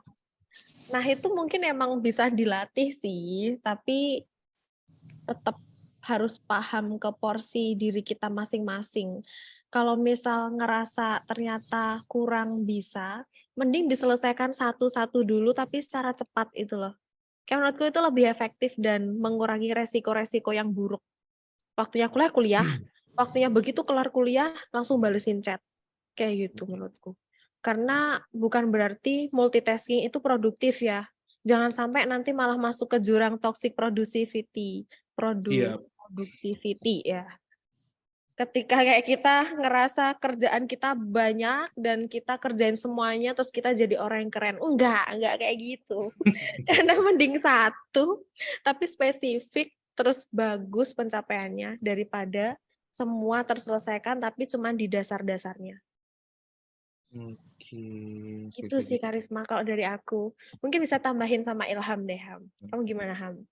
Kalau aku sendiri kan emang yang tipikal orang yang nggak bisa multitasking ya. Jadi harus fokus satu gitu. Dan itu juga nggak perlu dipaksakan kita untuk menjadi seorang yang multitasking gitu. Dan agar tidak terjadi multitasking, tak ketahuilah batasan dirimu. Kita harus paham nih, kita bisa sejauh mana sih kita mampu untuk memilih tanggung jawab. Misal kayak, oh kalau kuliah aja sudah capek, sudah berat, ya nggak usah nambah organisasi. Tahulah, kita yang tahu batasan diri kita tuh ya diri kita sendiri gitu. Jadi kalau emang dirasa kita tidak bisa multitasking dan nggak harus fokus yang lama gitu untuk mengerjakan sesuatu, menurutku ya kita mengambil tanggung jawab yang sekiranya kita mampu mengerjakannya itu dengan capaian yang terukur dengan baik gitu. Kalau aku sih itu aja. Oke. Jadi bisa disimpulkan bahwa fokus orang tuh beda-beda. Dan cara orang membuat multitasking juga beda-beda. Gitu ya. Mungkin Mbak Karisma bisa menemukan bagaimana cara fokusnya sendiri agar tahu nih, karena nggak semua cara orang bisa kita gunakan di diri kita gitu ya Mbak Karisma ya. Oke, mungkin Mbak Karisma ada yang mau nanya lagi Mbak? Sudah cukup Kak, terima kasih atas jawaban dari Kak Ilham dan Kak Ega. Oke, terima kasih. Lanjut ke Mbak Anggi Pramana, atau Mas nih, Mas Anggi kayak cowok nih. Halo. Iya, cowok. Iya, maaf ya. Ya, assalamualaikum ya. Ya, assalamualaikum dan selamat pagi untuk Waalaikumsalam. teman-teman semua. Saya ingin bertanya nih kepada secara notabene tidak mengetahui nih apa nih kelebihan yang mereka miliki nih di kampus. Nah, kebetulan saya ini masih sebagai mahasiswa baru semester 1. Nah, saya ingin bertanya nih kepada senior-senior lah bahasanya. Bagaimana sih caranya itu kita tuh untuk menggali bakat dan mengetahui nih serta mengoptimalkan potensi kelebihan yang kita punya dengan menggunakan pendekatan dari tema seminar kita kali ini, yaitu jadi mahasiswa kreatif dan berprestasi. Apakah dengan prestasi akademik aja sudah cukup gitu? Seperti itu. Oke. Gimana nih? Mungkin Mas Ilham dulu deh. Mas Ilham kan masih kuliah dan prestasi akademiknya cukup banyak. Gimana? Apakah itu udah cukup? Oke, jadi gimana sih caranya ya? Tadi gimana caranya untuk memaksimalkan potensi, untuk mengetahui potensinya gitu ya. Sebenarnya kan kita tuh harus punya konsep diri yang bagus. Kita harus punya citra diri yang positif. Gimana sih cara kita mengetahui konsep diri kita yang bagus? Ya, coba tanyain ke diri kamu sendiri. Aku ingin dipandang seperti apa sih? Dan ke depannya aku mau jadi apa? Coba jawab dua pertanyaan itu dulu. Menurutku dari situ kita akan tahu potensi kita di mana dan kita bisa mengembangkan potensi-potensi tersebut ketika kita mampu menjawab dua pertanyaan itu dulu. Maksudnya itu tadi pertanyaan siapa aku dan ingin jadi apa aku ke depannya. Kemudian kalau udah bisa menjawab kedua pertanyaan itu, coba tanyakan pertanyaan ketiga, yaitu ingin dipandang seperti apa aku kepada dari sudut pandang orang lain tuh aku pengen dipandang jadi seorang yang seperti apa sih gitu. Nah, ketika aku ngerasa aku bisa menentukan aku ingin menjadi seorang yang seperti apa nih berprestasi itu karena aku bisa menjawab tiga pertanyaan tersebut. Karena di awal kan ya namanya maba pasti bingung ya, pengen explore semuanya gitu ya. Pengen ikut UKM, Hima, BEM dan lain sebagainya. Pasti dari maba kan FOMO juga lah ya ketika lihat pencapaian teman, kegiatan teman gitu. Nah, yang pertama yang bisa dilakukan yaitu tadi menjawab pertanyaan itu untuk membangun konsep diri atau citra diri yang baik. Dan yang terakhir, dan kemudian yang kedua, ketika kita sudah tahu konsep diri kita seperti apa, barulah kita mengetahui potensi-potensi apa yang kita miliki. Kemudian ketika sudah tahu, lalu kita cari wadahnya. Di kampus menyediakan nggak ini? Menyediakan nggak untuk mengembangkan potensiku. Misal kayak kalau aku merasa bahwa potensiku itu hanya menulis, dan di kampus tuh apa aja sih kegiatan apa untuk meningkatkan kemampuanku? Oh ternyata ada UKM penulisan dan penelitian. Oh ya udah, aku ikutlah di UKM tersebut untuk mengembangkan potensiku. Mungkin kalau dari aku itu aja sih. Kalau dari Mbak Ega? Oke, kalau tadi Ilham udah yang secara akademis ya, mungkin aku kayak ini akan menghubungkan misal ya, kamu pengen daftar beasiswa, nanti tuh pasti kayak ditanyain, keahlian kamu tuh apa? Atau kajian yang kamu suka itu apa? Nggak ada salahnya, meskipun masih maba, itu kamu pilih satu mata kuliah yang sekiranya kamu tertarik. Nah, itu bisa jadi senjata kamu. Jadi kalau misal ditanya, kamu sukanya apa? Ngomong itu bla bla bla yang nama mata kuliahnya itu. Terus, tapi jangan sampai menutupi kalau misal kamu ada potensi di luar akademik, beasiswa sangat mengapresiasi itu. Contohnya nih, aku cerita ya. Pas lagi beasiswa Bank Indonesia, aku tuh sempat debat sama yang menginterview, karena dia tanya, sebenarnya kamu nyari beasiswa ini buat apa gitu. Kan pertanyaan itu kan umum ya, dan jawabannya juga pasti umum. Orang-orang pengen kayak, ya saya pengen berbakti ke orang tua, saya pengen memaksimalkan, kayak menurutku itu tuh jawaban yang udah terlalu biasa. Waktu itu aku bilang gini, Ibu meskipun saya dari ranah akademis dan saya tahu ini beasiswanya beasiswa prestasi untuk menunjang biaya pendidikan saya. Tapi jujur aja saya tuh pengen dapat beasiswa ini biar saya ada modal untuk jualan makanan. Terus dia langsung kayak marah itu, lah kan ini beasiswa prestasi kok malah modal makanan sih? Terus apa korelasinya? loh Bu gini dulu, karena saya passion-nya di situ.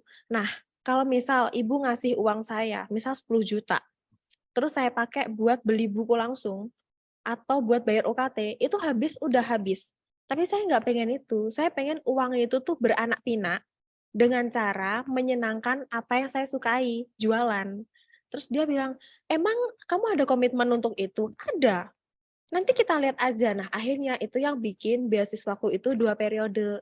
Karena Hmm. uang yang dikasih, itu beneran aku buat jualan, terus jualannya laku ya kan, uangnya kan yang awalnya dikasih misal 10, bisa jadi 30 juta. Tapi kalau aku cuman diem aja belajar buat beli buku, habis, selesai. Jadi kayak itulah ya, nggak ada salahnya kok untuk jujur kalau kita nggak seakademis itu, nggak salah. Meskipun itu beasiswa prestasi. Yang penting kita kan udah udah memenuhi persyaratan administrasi ya. Kalau udah nyampe ke wawancara kan kita harus memunculkan sifat-sifat kita yang khas, yang berbeda dengan orang lain. Intinya Gitu. jujur ya. Jujur, tapi jangan sampai jujurnya yang kebablasan, yang sampai bodoh gitu, jangan. Kita harus tetap menghargai mereka sebagai pihak yang ngasih Duit bantuan jajan. finansial. Iya, duit jajan tuh. Jadi kita Iya, harus iya, tanggung iya. jawab, komitmen, itulah.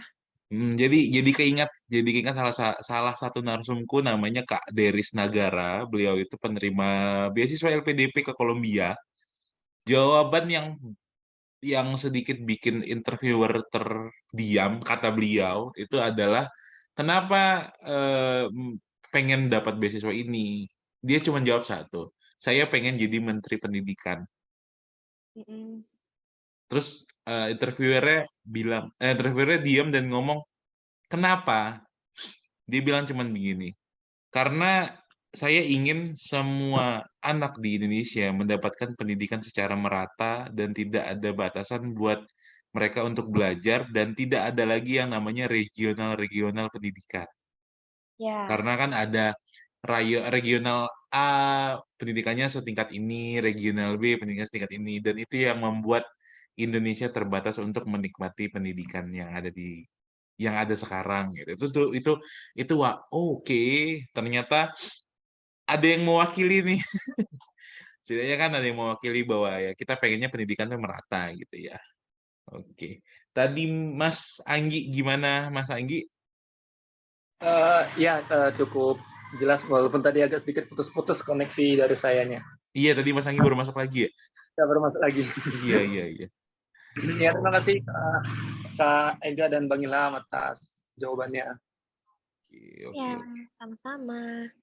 Oke nih, lanjut ke penanya berikutnya. Tadi ada Mbak Tiara Kusuma. Jadi nanya nggak Mbak? Mbak Tiara Kusuma, apakah masih ada? Atau mental juga? Oke, kayaknya mental nih. Oke, lanjut ke Mbak Rizkina. Terima kasih Kak untuk kesempatannya. Oke. Saya izin bertanya, kan saya itu masih maba, terus kayak masih bingung gitu loh mau berprestasi kemana, mau ngapain gitu-gitu. Terus kayak mau mulainya tuh gimana, belajar dari mana, itu gimana ya, kayak misalnya kadang ada iklan poster lomba ini tuh kayak mau ikut tuh kayak maju mundur, apa mending belajar dulu ya baru daftar, apalagi kalau bayar gitu loh lombanya. Itu kayak masih mikir-mikir gitu loh, mending aku ikut yang gratis aja apa gimana ya gitu-gitu Kak. Pokok cara memulainya tuh yang masih bingung. Terima kasih. Oke, gimana cara buat kita memulai mengikuti lomba-lomba? Karena Mbak Rizky ini masih maba, jadi masih kayak takut-takut kira-kira berguna nggak ya ikut lomba ini, kira-kira efeknya apa gitu ya. Apalagi kalau misalnya bayar, lumayan kan kalau misalnya ternyata nggak menang gitu kan. Oke, tapi sebelum dijawab, ini info buat teman-teman ya. Untuk presensi itu di akhir di akhir acara nanti aku kasih presensinya biar nggak double absennya. Terus juga buat teman-teman di sini bisa mungkin baca di kolom chat ya. Itu buat teman-teman di sini yang mau tahu informasi seputar dunia kampus, dunia mahasiswa, dan juga webinar gratis, bisa follow Dunia Kampus ID. Kemudian buat teman-teman yang pengen menjalin silaturahmi, bisa ngobrol-ngobrol langsung, bisa follow narsum kita hari ini, ada Mbak Maulidia Indah Mega Saputri di @egalidia A-nya 2. Terus kemudian ada Mas Muhammad Ilham Nurhantono di @muhammadilham A-nya 2, M-nya 2. Jadi buat teman-teman bisa langsung follow aja Instagramnya. Kemudian untuk yang tertarik untuk mendapatkan premium membership unlimited 1 bulan on demand Glean Expert Class, bisa chat admin Dunia Kampus untuk dapatin kode vouchernya. Oke ya teman-teman. Oke, lanjut tadi pertanyaan Mbak Rizkina, bagaimana caranya untuk kita memulai. Kayaknya Mas Ilham nih, Mas Ilham yang masih kuliah nih, lebih seru nih. Kan Mas Ilham juga kan awal-awalnya iseng kan ya. Itu gimana caranya? Mungkin buat cara mulai ya, kayak ada tagline-nya gak sih? Mulai aja dulu gitu. Isi mulai aja dulu. Ya, Tapi tapi kan kebanyakan kalau jalanin aja dulu tuh kayaknya nggak selesai ya. waduh, beda Mas. Oh beda ya. Oke, sorry. Beda konteks. Oke, lanjut. Gimana? Mulai aja dulu. Oke, mungkin bisa dimulai dengan lomba gratisan gitu ya. Kalau misal masih merasa kalau ngeluarin duit sekian itu masih keberatan. Nah, ini mungkin aku cerita dikit ya, gimana sih caranya kita dapat lomba yang gratisan gitu. Kalau khususnya lomba esai ya, lomba esai itu bisa kalian kalau di Instagram cari aja hashtagnya lomba ESSAY sama ESSAI, itu biasanya beda informasinya. Biasanya di situ lebih banyak informasi yang bisa kita dapatkan daripada kita lihat di platform-platform yang lain gitu. Misal media partner kan biasanya banyak ya, Medpar untuk lomba gitu. Nah, mungkin biar lebih efektif bisa pakai hashtag carinya. Kalau aku dulu biasanya carinya gitu, dan itu biasanya kedua hashtag itu nampilin informasi yang berbeda. Nah, itu kan yang pertama tentang caranya untuk mencari informasi lomba ya, khususnya esai, karena emang yang aku ikutin kebanyakan tuh lomba esai. Kemudian gimana sih caranya biar pede gitu ya? Yang pertama, menurutku yaitu dimulai aja dulu, kemudian jangan lupa cari mentor. Menurutku ini penting. Ketika kita ikut lomba tuh kalau nggak ada mentor tuh kayak gimana gitu. Kayak ada yang kurang. Takutnya kita kan tersesat gitu. Kayak kan ibaratnya kita harus babat alas ya. Apa ya bahasa Indonesia babat alas tuh? Lebih ke kita harus menyeberangi lautan dengan sendiri, nggak ada maps gitu. Sedangkan ketika kita ada mentor, kita kan lumayan ya, kita dituntun gimana sih cara nulis yang benar, gimana sih cara mencari masalah, kalau esai khususnya esai, kemudian gimana sih kita mencari solusi gitu atas masalah yang kita angkat. Nah, selain untuk cari mentor, yang nggak kalah penting itu adalah jangan takut untuk kalah. Aku dulu pernah 1 bulan itu lomba 7 kali, lomba esai 7 kali, karena emang bosen, waktu itu masih online, jadi bosen banget, kayak tugas sudah dikerjain semua, terus kemudian banyak waktu kosong, akhirnya ya ikut lomba, dan itu 1 bulan bisa 7, dan yang menang cuma 2, waktu itu cuma 2. Nah, selain itu tadi kita punya mentor, terus cari informasi lomba, terus kita juga harus punya sikap yang tahan banting ya ketika kita kalah, jangan mudah menyerah lah intinya. Menurutku 3 itu cukup sih untuk sebagai bekal kita, apalagi terutama maba untuk berprestasi gitu. Mungkin dari Mbak Ega ada tambahan? Gimana kalau Mbak Ega nih? Iya, kalau dari aku ini ya, cuma nambahin dikit aja, kayak nge-reminder aja kalau prestasi itu bukan berarti hanya dari menang lomba. Kayak kamu bisa dipercaya untuk menerima sebuah posisi, sebuah kepercayaan, itu juga oke banget gitu. Karena bukan semua tentang gimana caranya kamu dapat juara 1, 2, 3 kan. Jadi nggak ada salahnya kalau misalkan nanti kamu udah nyoba lomba dan kamu ngerasa passion-mu bukan di situ, kamu boleh nyoba yang lain deh dengan cara masuk apa ya, apply kerja part-time yang ada di kampus, atau kamu bisa di luar kampus juga gitu. Karena jadi orang yang berprestasi kan bukan berarti hanya dari perspektif akademis gitu. Kamu bisa jadi seorang praktisi dan segala macam. Itu aja sih, semangat ya. Semangat semangat buat Mbak Rizky. Karena gini ya, beruntung banget anak-anak kuliah yang kuliah di zaman sekarang. Kita mungkin kayak aku angkatan 2012 ya, lumayan jauh lah. 10 tahun. Nah, 10 tahun.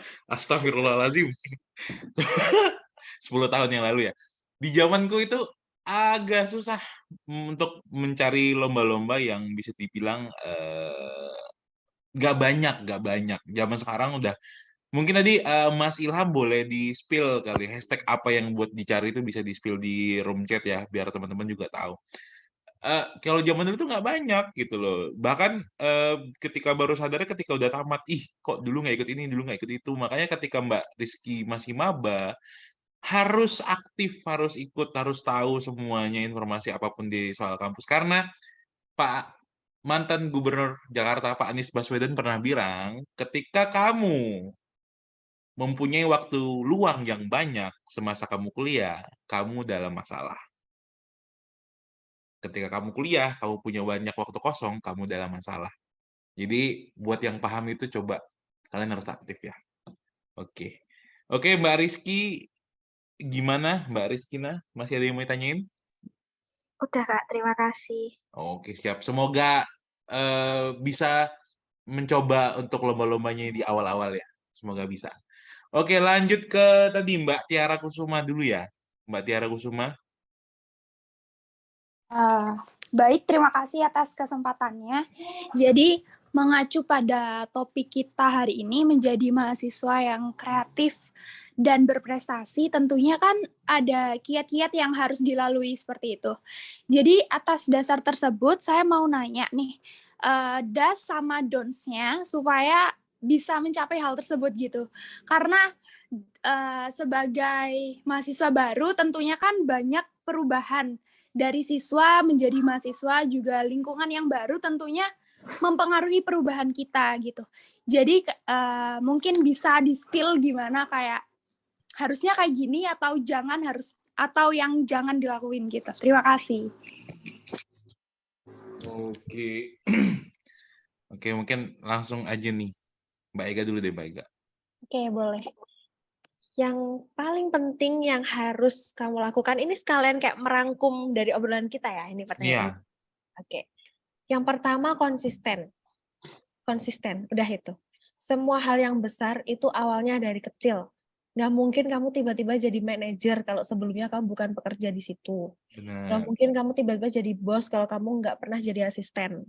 Jadi yang pertama konsisten. Apapun yang kamu kerjakan, satu tapi konsisten daripada banyak tapi kamu pindah-pindah. Kayak itu malah ngebuang waktu, tenaga, tiba-tiba nanti kayak kamu udah lulus, nggak dapat pegangan apa-apa, nggak dapat poinnya apa yang bisa kamu jadikan keahlian, terus untuk branding malah nggak dapat apapun. Jadi ketika orang lihat kamu, nggak ada di kepalanya nggak tahu kamu ini kental dengan sisi yang apa gitu. Nah, terus yang kedua mau kerja keras. Pokoknya jangan sampai gengsi, kerja keras aja gitu. Nggak akan memalukan kok dengan cara bekerja keras ya. Jangan gengsi, terus ngerjakan apapun harus totalitas. Misalnya nih, nulis motivation letter. Mungkin orang lain bakal menulis dengan tulisan yang biasa dan mengeluarkan dari isi kepalanya aja gitu. Tapi kalau aku enggak, aku motivation letter itu tetap ku kasih bahasa-bahasa yang formal dari misal nih, aku kan generasi baru Bank Indonesia ya, namanya Genbi ya. Nah, aku tuh harus searching dulu, aku harus baca websitenya dulu, aku harus ngebaca profile, terus itu yang ngasih siapa, sekarang direktur Bank Indonesia tuh siapa. Itu ada yang kusisipkan ke motivation letter. Jadi seolah-olah kita tuh orang yang sangat pinter, yang tahu banget tentang finansial, tentang ekonomi negara segala macam. Padahal kita tuh belajar tapi sambil nulis. Gitu. Jadi nggak semua hal itu harus menuliskan murni dari kepala kita. Tapi kita harus memakai referensi-referensi pendukung untuk mendukung apa yang kita tulis itu tadi. Makanya mengerjakan apapun harus totalitas. Entah kamu cuma nulis caption kayak, kamu baca sekali lagi, ini benar nggak ya gitu. Terus apalagi ya, kuliah juga kayak gitu sih. Kayak kalau tanya juga harus yang berbobot, bukan sekedar tanya terus yang menjatuhkan teman gitu. Terus yang paling penting harus baik sama orang. sumpah harus baik sama orang. Itu sangat-sangat membantu kita gitu. Kita di dunia ini nggak hidup sendiri kan. Mungkin kalau pas masih kuliah adalah sisi-sisi yang aku harus paling pinter nih, aku harus mengerjakan, terus ada sifat-sifat egois itu loh. Kalau misal kita udah ngerjain, yang lain belum ngumpulin, terus kita kayak merasa, wah deh aku lo udah ngerjain, kok kamu malah belum sih.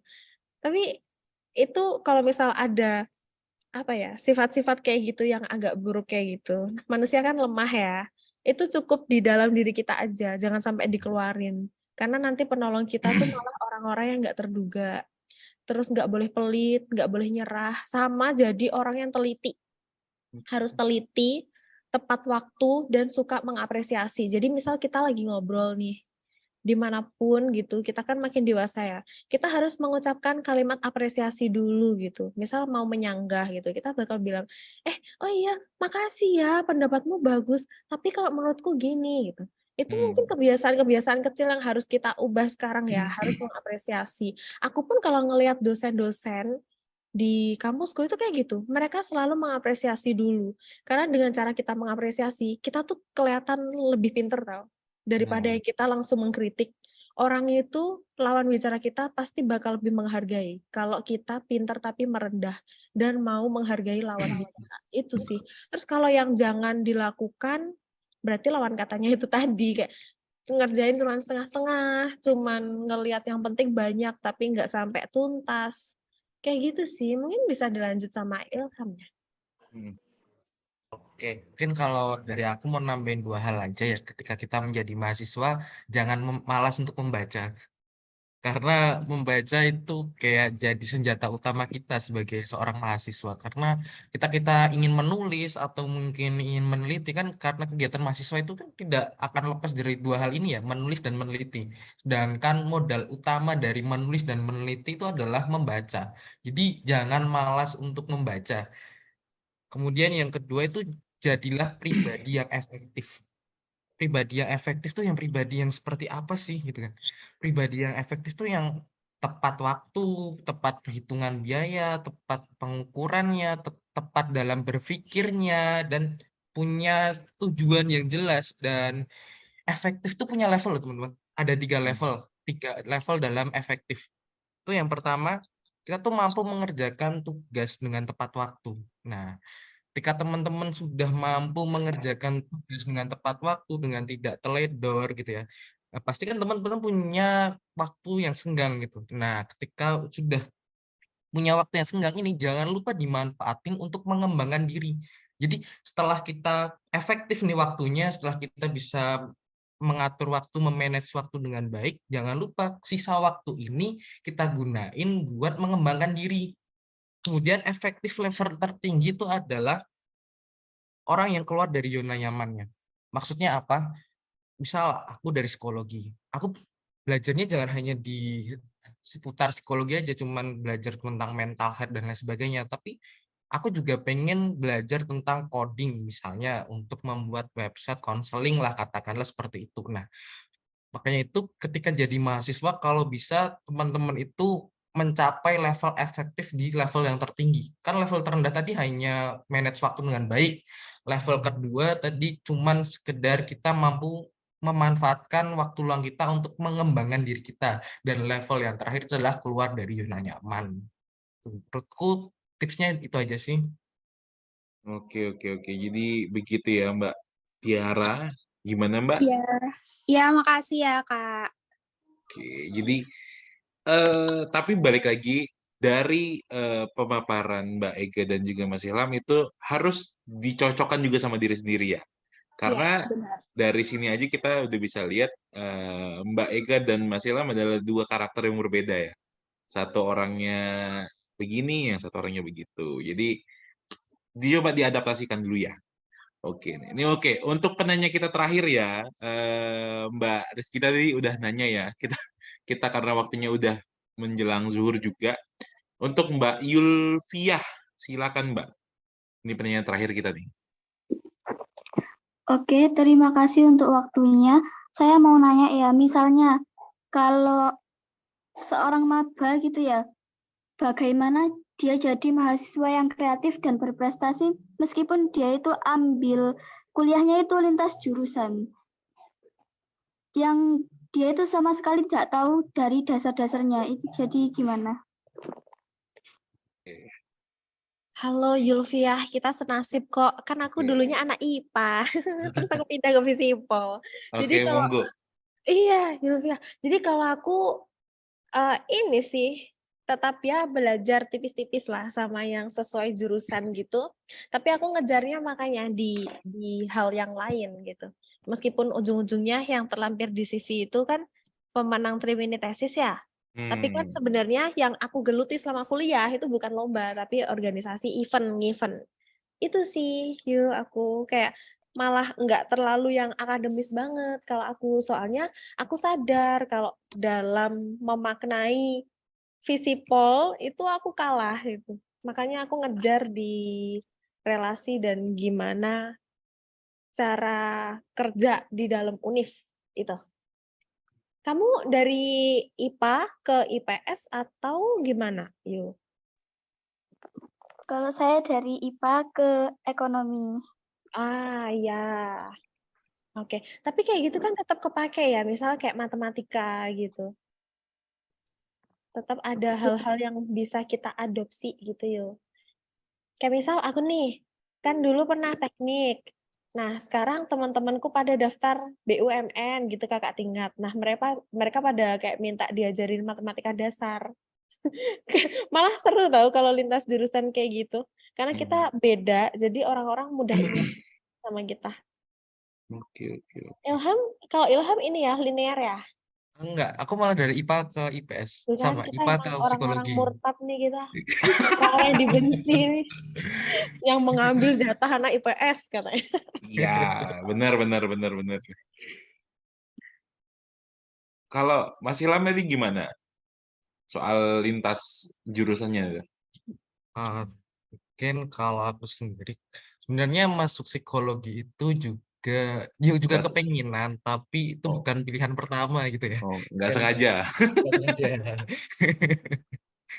Nah, mungkin kalau dari aku pribadi, coba cari dulu, kamu emang bener minat di sini enggak gitu. Kalau emang enggak, ya udah kuliah sesuai dengan tanggung jawabmu, kemudian coba deh explore diri lebih lanjut. Kira-kira ke depannya aku tuh mau jadi apa? Aku pikir besok kita bisa kok jadi apa aja gitu, meskipun kita misal aku dari psikologi tiba-tiba pengen jadi digital marketing atau mungkin jadi data analis gitu. Menurutku bisa-bisa aja selama kita mau untuk berusaha, mau untuk mencoba hal yang baru. Jadi menurutku jangan jadikan alasan salah jurusan gitu ya, atau karena kita lintas minat untuk tidak belajar hal baru, jadi malah kita cuma stuck di itu aja gitu, di rasa penyesalan atau apalah gitu. Itu aja sih. Oke. Ya sih, itu bener harus banyak belajar sama karena aku juga IPA ya, tapi aku kalau IPS enggak sih, aku lebih ke kalau kehutanan ini sebenarnya campur sih, IPA IPS bisa masuk kehutanan sih. Tapi mungkin yang nggak dapat di IPS itu pelajaran soal biologinya kali ya di kehutanan, karena aku lulusannya kehutanan. Jadi begitu Mbak Yulvia, menurutku banyak kok yang bisa dipelajarin dari ekonomi dari sisi IPA. Kalau misalnya Mbak Yulvia boleh nanya nggak akunya, prodinya apa ya?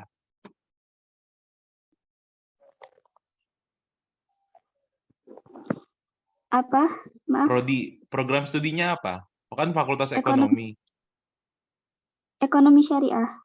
Ekonomi syariah. Ekonomi syariah. Kayaknya, berarti kalau ekonomi syariah nggak ngurusin perbankan ya? Iya ada, masih dikit. Karena saya masih juga. Iya, nggak apa-apa. Dipelajarin aja dulu, Mbak. Untuk semester 1-nya kan masih mata kuliah dasar, dan semester 2-nya juga masih ada mata kuliah dasar, dipelajarin dulu kira-kira serunya di mana. Kalau yang suka hitung-hitungan, coba. Banyak kok ada olimpiade akuntansi dan bla bla bla sih. Olimpiadenya banyak sih di ekonomi. Harusnya sih bisa. Oke, mungkin untuk menutup sedikit ya, terima kasih Mbak Yulvia yang udah nanya. Ini ada pertanyaan buat Mas Ilham nih, dari Mbak Rizky. Tadi kan bilangnya suka baca buku nih. Nah, bukunya random atau buku yang dibeli sendiri, atau yang disuka, atau buku yang gimana nih? Kalau aku pribadi, ini Karena membaca ya konteksnya itu membaca, yang penting kita suka dulu membaca, kita punya habit dulu untuk membaca. Jadi menurutku bacalah buku yang emang kamu senangin dulu. Karena waktu itu yang aku cuma suka membaca novel waktu SMA. Dan baru suka baca tulisan-tulisan akademis tuh yang mulai semester 3. Jadi menurutku nggak apa-apa kita baca apa yang ada aja dulu. Kita nggak usah beli buku, misal di perpus gitu, pinjem. Apa yang kamu suka aja dari cerita. Misal kamu sukanya cerita rakyat, ya udah baca aja dulu cerita rakyat. Jangan langsung ke tulisan-tulisan akademisi. Berat karenanya. Karena tulisan akademisi kan pasti lebih berat ya daripada novel dan cerita rakyat. Yang penting kamu punya habit dulu untuk membaca. Itu aja sih. Bener. Mbak Ega suka baca buku, Mbak? Mau jawaban jujur apa pencitraan nih? Jujur dong, jujur. Kurang suka. Aku sukanya ngonten. Saya ngonten ya. Oke. Karena Soalnya- juga menikmati buku tuh setiap orang beda-beda ya. Beda Mas, iya. Nggak bisa aku. Aku kalau baca buku malah stres bawaannya. Tapi kok bisa skripsinya 3 tahun tuh loh? Nah, itu tuh gara-gara kepepet, Mas. Justru karena pusing, pengennya cepet-cepet gas aja. Keren. Biar muntah-muntah sekalian, habis itu selesai dah. Iya sih, bener banget teman-teman. Karena juga aku baca buku itu baru suka baca buku tuh umur 18 tahun ya. Karena aku ulang tahun dikasih buku, tiba-tiba kenapa dikasih buku? Terus akhirnya menarik dan membaca itu sangat menyenangkan bagi orang yang senang baca. Ya, itu dia. Kalau Jujur ya. nggak suka baca, pusing. Bener, kalau nggak suka baca pusing. Karena juga untuk teman-teman mendapatkan ilmu sebenarnya ya, apalagi zaman sekarang tuh sangat mudah ya. Nggak perlu di buku gitu loh. Maksudnya kalian bisa lihat di YouTube kan banyak tuh kayak beberapa channel YouTube kayak TED, kayak Sisi Terang dan bla bla bla itu juga banyak. Oke, mungkin satu penanya lagi boleh, Mbak, Mas? Mbak Ega dan Mas Ilham boleh satu penanya lagi? Boleh dong. Boleh. Oke deh, Ya. yuk. Ini terakhir ya. Karena, loh kok hilang Mbak Farda? Mbak Farda? Iya, Pak. Iya, Kak. Oke, boleh deh nanya yuk. Sama pertanyaan yang barusan ya, Kak ya. Saya pribadi kan belum ada background SMA gitu loh. Maksudnya kan lulusan dari pesantren dan itu pun pesantrennya bukan formal, melainkan salaf. Nah, tapi saya ini punya cita-cita ingin sekali kuliah dan alhamdulillah di tahun ini ditakdirkan kuliah. Tapi banyak bulian dari teman-teman santri itu banyak ya. Maksudnya kan kamu itu ngapain ambil jurusan kayak gini toh? Kamu itu dari pesantren salaf gitu loh. Kok malah melenceng ke ambil jurusan, misal saya sekarang ambil jurusan fisika gitu loh. Itu menghadapi teman yang kayak gitu tuh gimana gitu loh. Oke.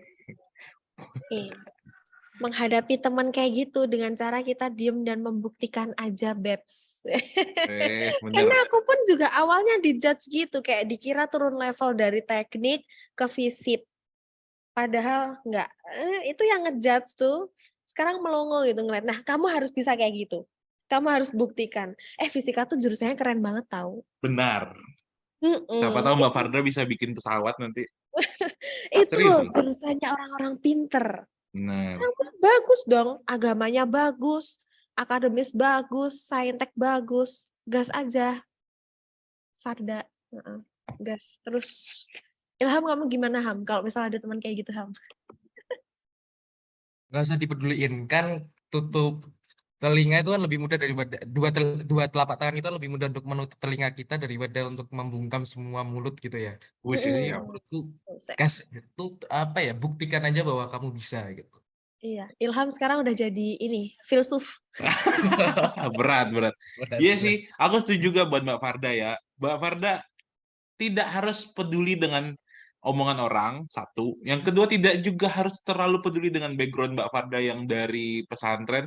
Kalau Mbak Farda bisa membuktikan dengan Mbak Farda kuliah di fisika dan bisa setidaknya membuat orang-orang yang membuli Mbak Farda itu terdiam, why not gitu loh. Mbak Farda harus bisa. Dan Mbak Farda kalau misalnya emang benar-benar fokus kuliah di fisika, banyak Mbak beasiswa yang bisa membuat Mbak Farda lebih gitu loh. Nggak cuma sekedar lulusan fisika, nggak cuma itu kok.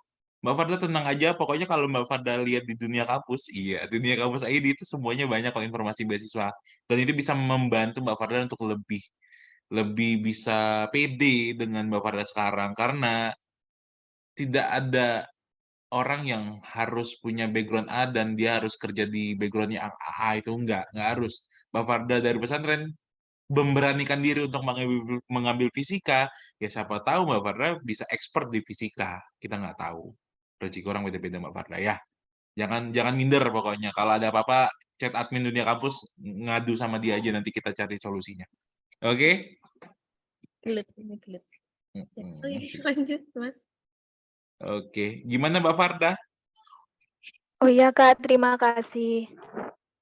Oke. Makasih banyak Kak. Iya, Benar. sama-sama.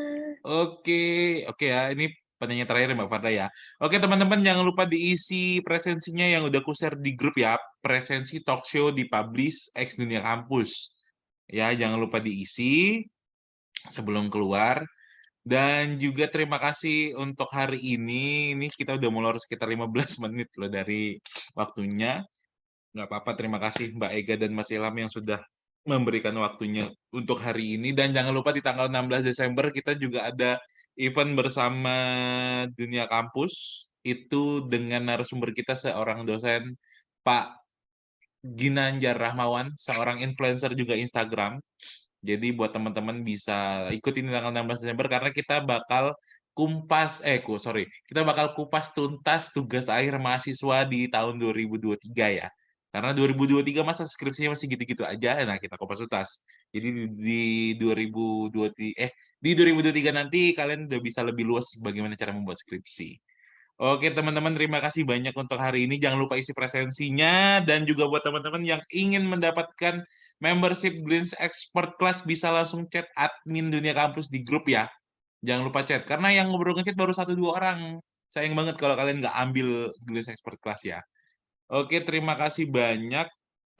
Sebelum itu Mbak Ega dan Mas Ilham ada yang mau disampaikan dulu? Foto bareng yuk. Foto bareng boleh. Pada mau on cam nggak? Kan On biar cam kita yuk, on saling cam kenal yuk. nih. On cam yuk guys. Gaskan. Oke, boleh. Biar bisa melihat kalian nih. Wah, deh tuh kan pada cantik-cantik, ganteng-ganteng tuh. Siap. Oke, kita foto. Iya deh, kita tunggu dulu. Nah, Kita tunggu dulu on cam semua, terus kita foto yuk. iya. Ini pada produktif banget ya weekend ikutan kayak gini. Mantap lah. Keren. Oke. Gimana? Udah pada on cam semua? Sudah.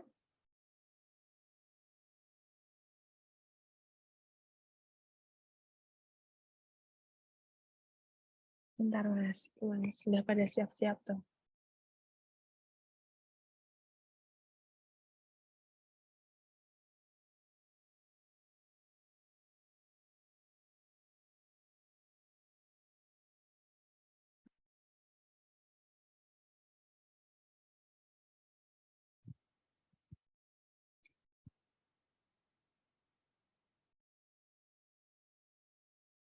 Iya.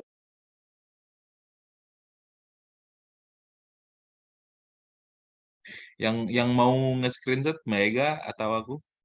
Mas aja. Oke ya.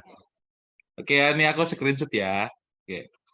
Ayo pose ya, 1, 2, 3. Sekali lagi. Yuk.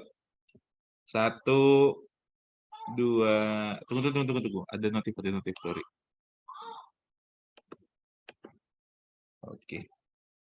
1, 2. Oke, sekali lagi ya. 3 kali biar Abdul. Oke, 1, 2, 3.